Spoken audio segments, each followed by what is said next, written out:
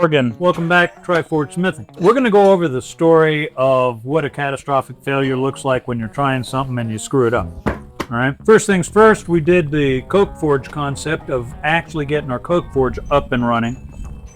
Fantastic job there. The pieces that Jacob has just laid beside himself, about 80 to 85% of these were done in the coke forge, and the last of it was done over there in the blast furnace. Yeah, additionally, we actually did have a successful set of tongs. They just didn't look very good, and we wanted to make them a little bit better at what we were wanting them to do, which was pick up logs. So they would have worked well with logs, and they were actually completely finished. So you'll see a very different shape. And yeah, the biggest thing was, I think we just did all the forming, we did all the shaping, did bending and stuff. This does not appreciate you trying to change things. For instance, because of the massive changing of the actual mouth shape of it, that actually caused a lot more issues that involved us having to mess around within this area right through here. And that is like the last place you want to have to make any adjustments whatsoever to this, because yeah, you got the hole there. I mean, it's the weakest point of the entire mechanism. Really, in hindsight, we should have probably been able to tell that, but forge weld them back together. That's what I was about to say, maybe.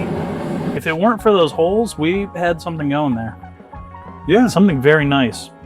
Because all I would have done if those holes weren't like that is I would have probably recombined them and just hammered them right at that gap so that we can keep that kind of gap. All right. And it would just bring them together. It would have been so beautiful. So close, but so close. So far away. Yeah. Yeah, it's a little disappointing, but whatever. Practice makes perfect. Yeah, we figured out to accommodate these jaws, we had to bring this, the area right above, just kind of down and out a little bit. And that ended up spreading this open, the actual hole, and it just created a separation. So we did make successful tongs. We just tried to fix our creation in our eyes, and that was our hubris getting in the way. True. I think. Very true. Truly, our hubris was our downfall. You can absolutely do it the way that we did it. The bottom line is you don't want to mess around after it. Once you put the pin in and it's actually set in place, all the other stuff has been adjusted, including the handles and the jaw. You really cannot mess with it much after that. Oh, you certainly can't pull the pin. No, you can't pull the pin and then start, be like, start orangutan in that area. I'm sure we'll just put another pin in. Yeah, you can't pull the pin and then start orangutan in that location. It's going to, it's gotten weak.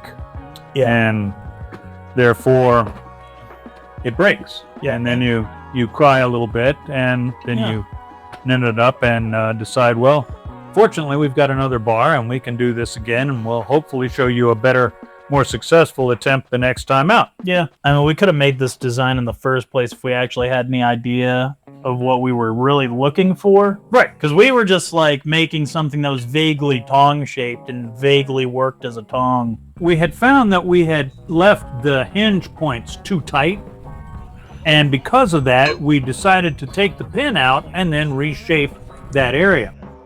And that's when, you see the other one, that's when catastrophic failure occurs. Yeah, I will hold it against my white shirt so one can see the fact that you have a massive split there where the pin goes. So, tip number 285 for the fledgling blacksmiths. Do not make holes in your metal and then go about reforging or attempting to reheat the area and bend it, because guess what's going to break first? Where you made the hole. Yeah. You know, now, for you old-timers out there that know this already, you know, be gentle. You're going in the comments. Be gentle in the comments, all right? We found this out the hard way, but as you can see, this would have turned out about halfway decent. Yeah. You know, we wound up with some decent fire tongs for your fireplace. These were not designed or were not going to be used for forge tongs. These were going to be used for fireplace tongs. As far as it goes, though, yeah, I don't know how much further we could go into this. The coke forge worked out fantastically. We've got greater air going to it, which makes it to where we actually have controllable heat. Everything from welding temperature at the bottom to cooking this stuff on top. And that's about the extent of what I can say we did here. Well, is there any other points you want to bring? We could have made this mouth easily the first time. It's just we were trying to get that, the base concept shaped up and, see if it even worked in the first place. Right. But with hindsight, I mean, we could make this without having to go back a second time and then completely destroy my best recommendation to folks out there that are working on their first set of tongs or something of that nature, be they for the fireplace forge or for your fireplace, is shape it out the way you want it to look.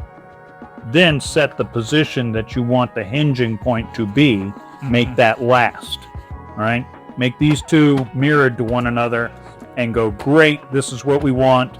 And right here is where the hinge needs to be. And then go about hammering that area out flat and either, using a punch and punching yourself out a hole, or if you're new school, go grab a drill and drill yourself out a hole big enough for the pin to go in. Oh, yeah. Here's a neat tip. You'll like this. If it's at all possible in your world, cut the pin to length, then heat it by itself in the forge. Do not try to heat the entire area, because as soon as you start hammering that pin into that space, it's going to start taking the metal and spreading that out as well and thinning it. Now, another addition to that is honestly, that wouldn't have been a problem. Yeah. Again, if we didn't decide to take the pin out and try to redo it. Because, I mean, in reality, the biggest problem we had was that the hinge point, though it was roughly shaped to accommodate them crossing over and interlinking, before we punched the hole, we should have just gotten we were trying to make that flat surface area that they meet, right? But even when we were doing the original tongs, I mean, we had already punched the hole by the time we realized that we didn't have enough space between them. Yes. So, with that, again, in hindsight, we could do, the whole process, hammering them, getting them that small, rough area that they're going to meet. And then before punching the hole or anything, splitting the, mouth of it, and then just, flattening that area out so it can accommodate it, and then punching the hole. Realistically, as long as you're not taking out the pin to do a complete remodeling of your tongs, you could probably get away with heating that area just to get the pin in place. But if you want to really make sure there's no warping or changing of the joints, probably want to just heat the pin on its own. Yeah, I should have expected that. That should have been like a given. You know what I mean? Like, of course, f***ing around like that is going to... I'm the old guy. I'm supposed to come up with those sort of... Wait. Well, in your defense, you were preoccupied. I was just kind of like... Oh, no. I wasn't preoccupied. I was the one cutting the pin out of it. I should have known from the beginning. You can't cut this pin out. Because what we're going to have to do, once we cut the pin out, if we're going to start orangutanging it, there won't be anything to fill that hole. Yeah. Period. And that hole needs to have something in it so that the metal doesn't distort and start stretching all out of shape. Yeah, and if we had more material to the sides, maybe we could have gotten away with getting just drilling in another larger hole. But we just did not have enough material in general to actually be able to do any of those things. Yep. So, in hindsight, that makes sense. But, again, I mean, we got material. Honestly, we can make some... Because I don't think we've tried to make a knife out of this stuff quite yet, have we? Oh, that'll make nice knife too. Yeah. Yeah, you can make a nice shiv with that. Nice long stiletto. Yeah, let me see this. Yeah. Should be cold. No, there's enough room there.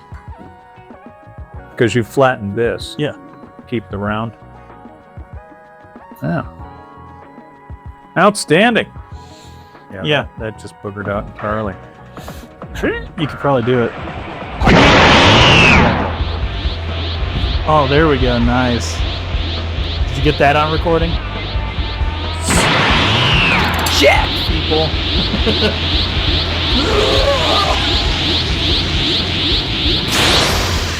For an old guy, it's not too bad. You're good. Chad is stealing too. Next time, what we're going to do is build this and that, get the two of them to where they're exact clones of one another, and then Yep. lay them across each other. And they're going to be nice straight bars. Yeah, and then lay them across each other and go whack. Okay, that's where the dimple is.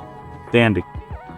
You know, and then once we get that crossover point, you know, then we can start talking about taking the hammer and just flattening that to about hammer's width, like the others are, and then we'll have plenty of hinge room for it. It's going to do a lot less stress loading on where the hole is. Wherever the hole is in your piece is the weakest point in it because there's no material in that section. Yeah. So anyway, that gives you some idea of what we've found and what we hope you can avoid by seeing our mistakes. So like, share, subscribe, come back soon, and we'll show you a better product the next time out. How's that? Yes. See you.